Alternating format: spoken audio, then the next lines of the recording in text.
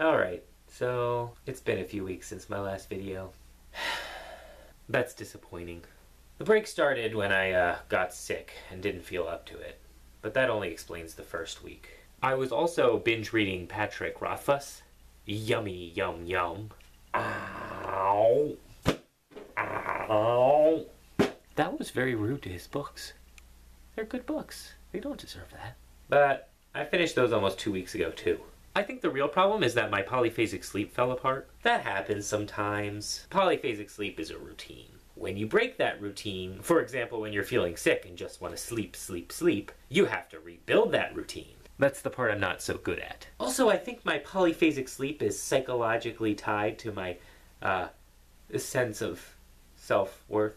When I fail to make videos and work on my projects, my sense of self-worth depletes. And when my sense of self-worth depletes, it's harder to wake up in the middle of the night and make videos. Every night at 2 a.m., I turn and look at the clock and say, forget it. It's not like I'm going to actually accomplish anything. And then I roll over and fall into a hopeless sleep. Actually, I was thinking about that as I was making this video.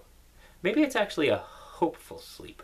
After all, I wouldn't have low self-worth if I didn't have hope. Hope makes us dream of something better. But hope is not strength. When we lack strength to achieve our hopes, I think that's what we call hopelessness. A truly hopeless man wouldn't call himself hopeless because he has nothing to hope for. There's nothing to be hopeless about. Hopelessness kind of goes hand in hand with hope.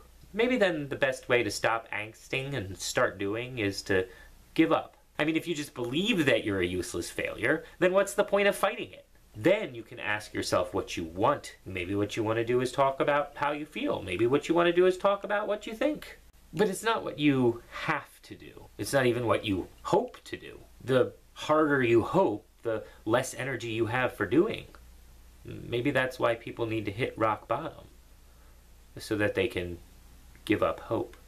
Or maybe it's the difference between hope and need. A man who wallows in hopelessness is holding on to hope, but he's unable to look right at it. But if he really needs that hope, if he has a will for it, a man who needs to be free, or needs to be fed, or needs to find love, or even needs revenge, they act without hope or hopelessness. We talk about them giving hope, but I think a better word for it is inspiration, which is a kind of strength. Hope is just a feeling.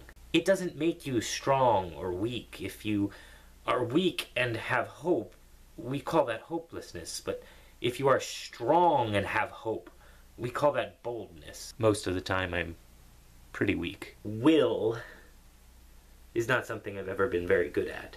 I don't really value myself enough for it. So for me, maybe the path up is down. Maybe I can find my strength in surrender. Or maybe I'm just playing with words like a cat plays with twine. Meow. Meh.